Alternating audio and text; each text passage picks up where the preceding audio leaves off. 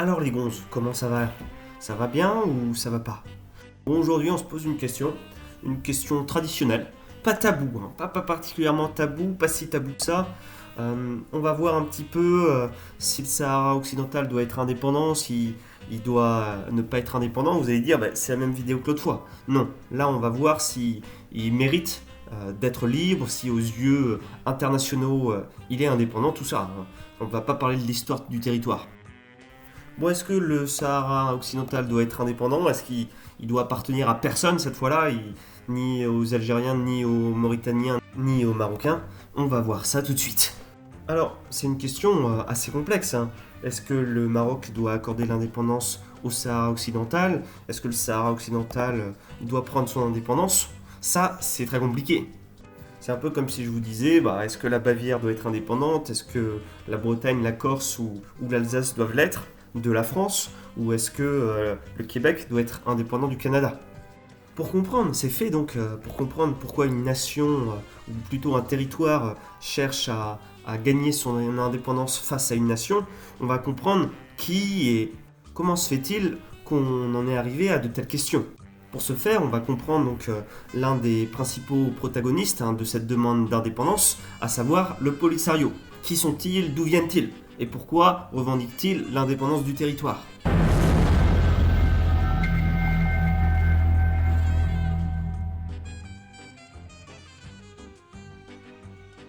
Alors, le Front Polisario, hein, qu'il ne faut pas confondre avec la police municipale, c'est pas la même chose, hein. C'est pas parce qu'il y a police dedans que c'est le même élément. Mais il a été fondé le 29 avril 1973 à Zouérat. C'est où ça? Eh bien, c'est en Mauritanie. Son but, c'est de mettre fin à la présence coloniale espagnole au Sahara occidental. À l'annonce donc du retrait espagnol en 75, donc vous le savez, hein, l'Espagne dirigeait le Sahara occidental, tandis que la France dirigeait le Maroc. Donc deux territoires coupés. Le mouvement s'est opposé militairement à l'annexion du territoire par le Maroc et la Mauritanie. On se retrouve 3 ans plus tard, en février 1976, où il proclame la naissance de la République arabe sahraoui démocratique, RASD, hein. À pas confondre avec RATP, hein. C'est pas du tout la même chose. Donc la RATP, c'est la régie autonome des transports parisiens, hein. Je préfère préciser, c'est pas pareil. Bon, cette régie aussi cherche à gagner son autonomie. Si vous voulez d'ailleurs une histoire sur l'indépendance de la RATP dans les années qui vont suivre, n'hésitez pas à me le dire en commentaire. Donc après avoir forcé la Mauritanie à reconnaître la RASD, hein, bon les mecs ils y vont pas par 4 chemins, ils obligent, hein. Donc en 1979, et renoncer à ses revendications territoriales, le Front Polisario s'est ensuite engagé dans un long conflit armé avec le Maroc, entamé à la suite de la Marche verte, et ce jusqu'au cessez-le-feu de 1991, supervisé par l'ONU. Le truc a duré quand même un moment, hein, à savoir 12 ans, hein. Mais quand même, ils ont employé la force. Ils ont employé en fait la force avec la Mauritanie. Ça a fonctionné. Et ils se sont dit qu'ils allaient aussi employer la force avec le Maroc. Bon, là, ils ont eu du mal. Ils sont tombés face à un mur là. Le gouvernement de la RASD est basé à Tindouf en Algérie, sous la présidence actuelle de Brahim Ghali. Bien que membre de l'Union africaine, la RASD n'est pas reconnue par l'ONU ni par la Ligue arabe. Elle est cependant reconnue par environ une trentaine de pays, majoritairement en Afrique et en Amérique latine. Le Front Polisario est l'héritier du mouvement de libération du Sahara, actif dans les années 60 sous la direction de Mohamed Bassiri. Donc c'est un autre gars, dont le soulèvement, lui, a été réprimé par le régime franquiste. Bon, là ça rigole pas en ce moment. Son premier leader, El Wali Mustafa Sayed, mena plusieurs offensives contre des cibles militaires tant au Sahara occidental qu'en Mauritanie. Les mecs sont très déterminés. En 1974, il y a une branche féminine qui est créée, hein, pour créer un petit peu une égalité des genres, l'Union nationale des femmes sahraouis, qui joue un rôle politique significatif. En mai 1975, une mission onicienne reconnaît la légitimité du Polisario, tandis que la Cour internationale de justice se prononce en faveur de l'autodétermination sahraoui. Donc c'est pas la même chose. La résolution 34-37 de l'ONU, adoptée en 1979, qualifie le Polisario de représentant légitime du peuple sahraoui. Donc là, ils sont de plus en plus validés en fait. Le gouvernement français appuie militairement la Mauritanie contre le Polisario durant l'opération Lamentin en 1977. Par le traité de paix signé le 5 août 1979, la Mauritanie reconnaît officiellement la RASD et abandonne ses revendications. Le Maroc annexe alors la partie du territoire laissée vacante. Sur le terrain, le Maroc a construit un vaste système défensif, ils en peuvent plus les mecs, surnommé le mur marocain, renforcé de champs, de mines et de bunkers pour contenir les attaques du Polisario. Les deux, c'est chien et chat, ils ne font que se chamailler. Et il y a des morts, c'est pas juste de la simple chamaillerie à travers des tweets. Vous allez dire, il y a eu un clash la semaine dernière sur Twitter entre bidule et machin. Ou entre les gars du PMU, là ils se font vraiment la guerre. Ce dernier contrôle la zone située à l'est de cette barrière, donc le Polisario, qu'ils appellent zone libre, mais que le Maroc considère comme une zone tampon. La présence militaire sahraoui est jugée totalement illégale, selon les termes du cessez-le-feu signé avec le MINURSO le 6 septembre 1991. Donc les mecs, officiellement, ils n'ont rien à faire là. C'est un petit peu des squatteurs du Sahara, on pourrait dire, des squatteurs du désert. Près de Tindouf, le Front Polisario administre des camps de réfugiés sahraouis, où il y a longtemps été détenus donc plusieurs centaines de prisonniers de guerre marocains. Les derniers 404 captifs ont été relâchés le 17 août 2005, après des pressions internationales, notamment américaines. Le mouvement bénéficie d'un soutien politique important dans de nombreux pays africains et latino-américains attachés à la lutte anticoloniale. Ses alliés incluent également l'Algérie, Cuba et tant d'autres, également des ONG espagnoles et d'anciens mouvements de libération. En revanche, le Maroc est soutenu par de nombreux pays arabes et musulmans, dont l'Arabie Saoudite, le Qatar, les Émirats Arabes Unis, ainsi que la France. Au fil du temps, plusieurs pays ont reconnu puis retiré leur reconnaissance à la RASD. Le Ghana, par exemple, a suspendu ses relations diplomatiques avec elle le 6 janvier 2024. À l'opposé total, donc on a des pays comme l'Afrique du Sud, l'Uruguay et l'Équateur qui maintiennent leur soutien. Jusqu'au bout. Les mecs, ils sont chauds, ils sont déterminés, ils vont aller jusqu'au bout du bout. En 2008, le Polisario obtient le statut d'observateur auprès de l'Internationale socialiste. En 2015, ils obtiennent également de la Cour de justice de l'UE l'annulation d'un accord commercial Maroc-UE incluant le Sahara occidental. Le Maroc régit en suspendant temporairement ses relations avec l'UE. C'était évident, il n'allait pas rien faire le gars, enfin le pays. Enfin, après le décès de Mohamed Abdelaziz en 2016, Brahim Gaye prend la tête du Front Polisario en 2019, malgré un nouvel accord de pêche entre l'UE et le Maroc, incluant le Sahara. Le Front Polisario engage de nouveaux recours judiciaires. Vous voyez, c'est la vraie galère, ils n'arrivent pas à s'entendre, il y a toujours des conflits, personne ne s'entend avec personne. C'est infernal quoi. Trouvez une solution et faites un effort tout simplement. Moi par exemple, je vous donne un exemple, je m'étais engueulé avec mon voisin, on s'est rabiboché, vous voyez, pour des affaires aussi de territoire, mais bon, c'était des affaires de quartier, engueulade de quartier. Mais bon, je vais pas rentrer dans les détails. En 2020, des militants du Front Polisario bloquent la circulation au poste frontière de Guéguéra, situé à l'extrême sud-ouest du Sahara occidental, à la frontière avec la Mauritanie. Le 13 novembre, il y a le Maroc qui lance une opération militaire dans cette zone tampon qu'il justifie par les provocations du Polisario afin de rétablir la libre circulation des biens et des personnes. On se retrouve le lendemain même où tu as la République arabe sahraouie démocratique qui déclare la fin du cessez-le-feu signé avec le Maroc en 1991. Le 14 novembre, les forces marocaines prennent le contrôle de la route reliant Guéguéra à la Mauritanie, y rétablissant la circulation, tandis que le RASD annonce la reprise des hostilités le long du mur de séparation. On est le 6 avril 2021, après avoir acquis 3 drones Harfang de conception israélienne, le Maroc procède à une opération d'élimination ciblée contre Dalel Bendir, un haut commandement militaire du Polisario. En ce qui concerne donc la force armée du Sahraoui, qu'est-ce qu'il y a en fait ? Est-ce qu'ils ont une armée régulière ?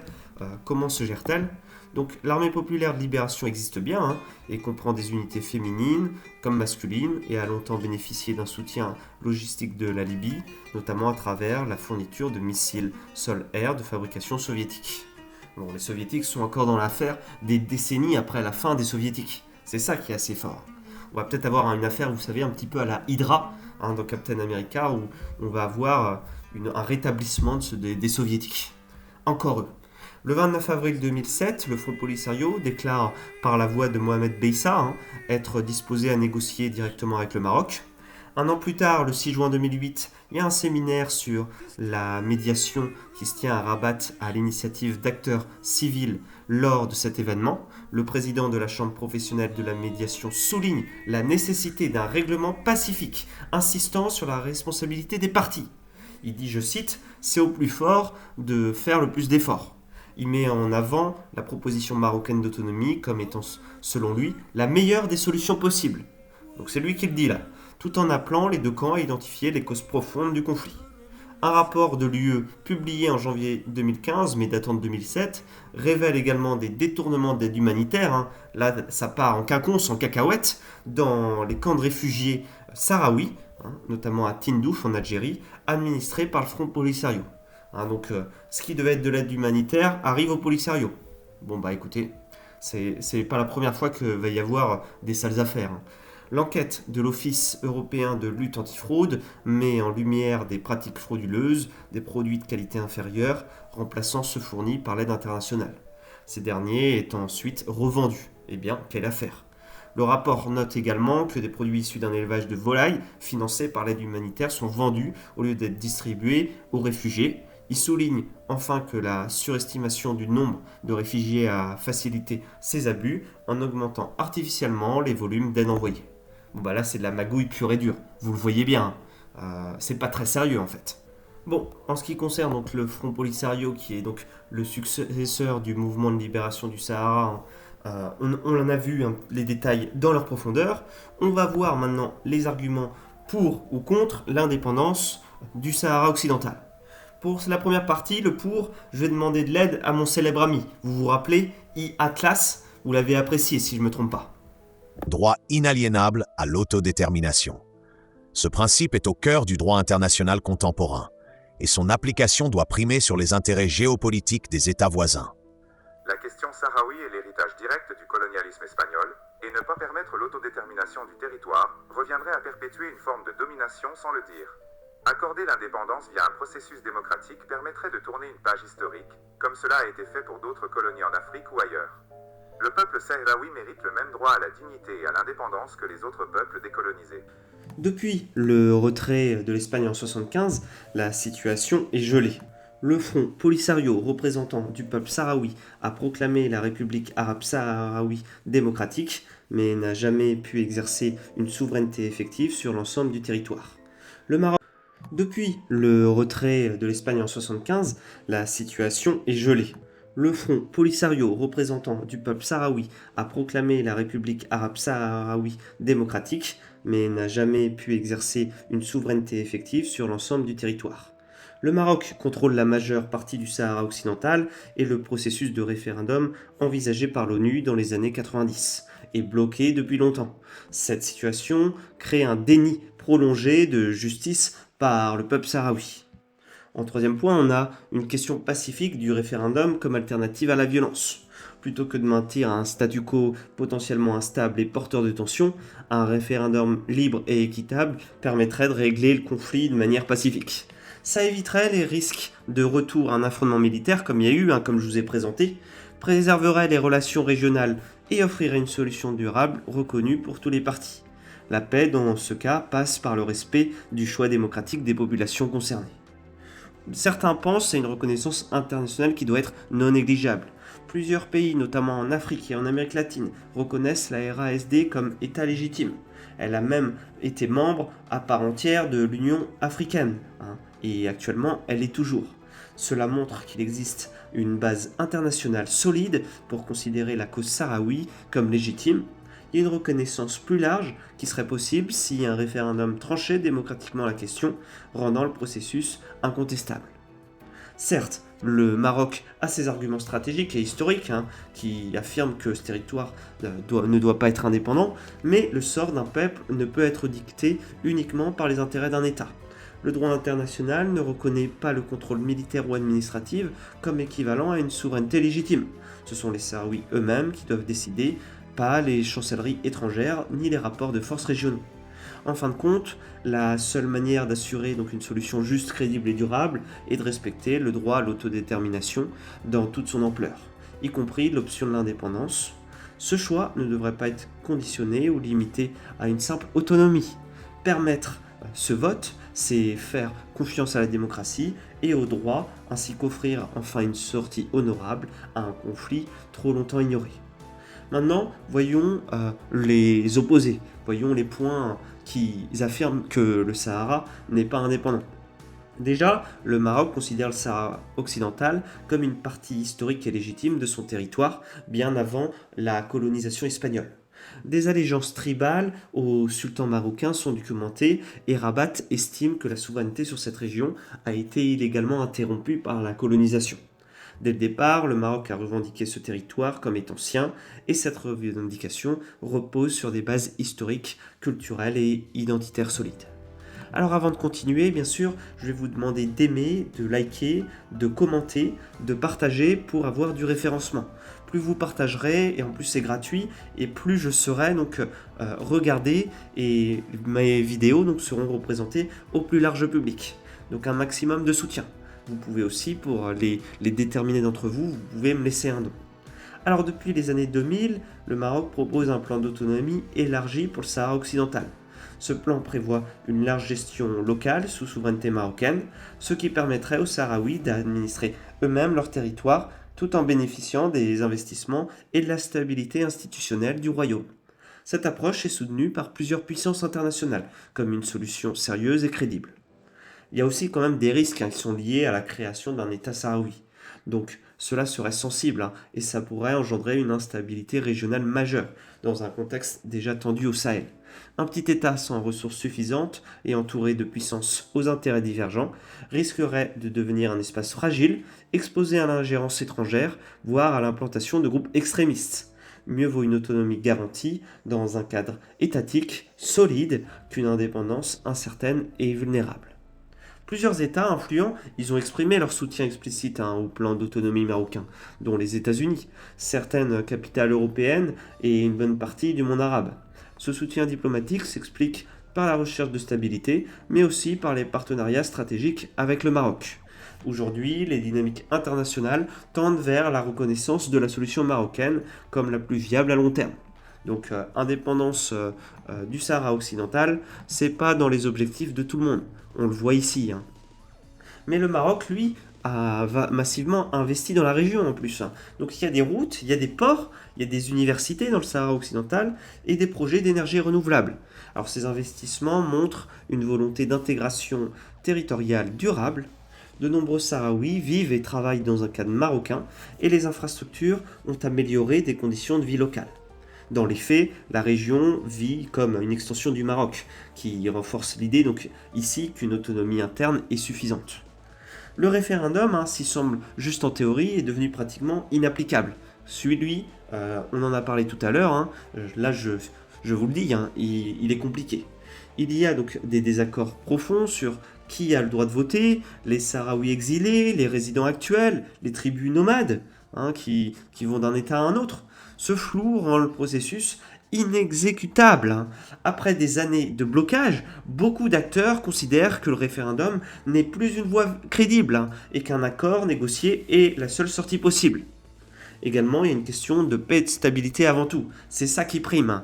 Donc dans un monde de plus en plus instable, la priorité c'est la paix et la stabilité. Le Maroc, allié stratégique pour la sécurité régionale et la lutte contre le terrorisme, joue un rôle central dans le Maghreb et en Afrique.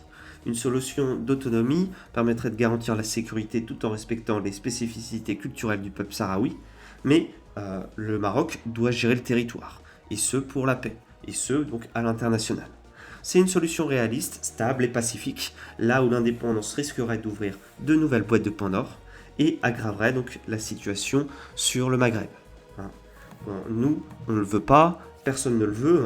Aujourd'hui, dans des situations d'État interconnectés, il est extrêmement compliqué de demander donc, au territoire de donner des autonomies. Donc, on le voit bien là, il y a une véritable complication, de vraies difficultés à présenter donc, une indépendance du Sahara occidental, malgré de fortes demandes. Cependant, on le voit aussi, hein, si l'indépendance n'est pas faisable ou n'est pas viable, il y a des questions d'autonomie qui, elles, seraient beaucoup plus à mettre en avant. Hein. L'autonomie, elle, n'est pas impossible, et est même beaucoup plus possible qu'on le croit, donc avec des points centraux pour les Sahraouis. Mais comme on l'a dit, hein, il va falloir fixer des règles bel et bien précises. Hein, à qui sera donc la direction de ces autonomies? Est-ce aux tribus nomades qui sont en perpétuel mouvement? Si oui, où est-ce qu'on mettra le Parlement? Est-ce aux résidents actuels? Est-ce aux Sahraouis exilés? Est-ce aux Sahraouis en Algérie ou en Mauritanie? Bon, il est plus probable qu'il y ait un parlement donc, au centre du Sahraoui ou sur les côtes sahraouies. Il est beaucoup plus probable que cela se fasse ainsi. Cependant, toujours sous la direction de Rabat. Donc on le voit, hein, cette proposition juste d'autonomie amènerait à de fortes problématiques et à des défis de demain qu'il faudra bien évidemment régler. Ce sera au Maroc qui gère ce territoire de régler ces défis-là. Maintenant, il faudra voir aussi quel sera le prix à payer donc, pour toute cette autonomie et pour ces questions de non-indépendance. Bon, franchement, c'est à vous de me dire la suite en commentaire. Donnez-moi votre avis en commentaire, bien évidemment, ça m'intéresse. N'hésitez pas à aimer, n'hésitez pas à partager à votre famille et à vos amis sur vos réseaux sociaux, c'est hyper important pour moi. Hein, je vous le demande régulièrement, mais aussi, surtout pour des questions de référencement. Pensez également, pour ceux qui veulent, à enregistrer des vidéos sur vos YouTube. Et vous pouvez aussi me donner un don. Bon, moi je vais vous laisser là, c'était un plaisir. Et je vous dis à bientôt pour une nouvelle vidéo. Salut les amis, ciao!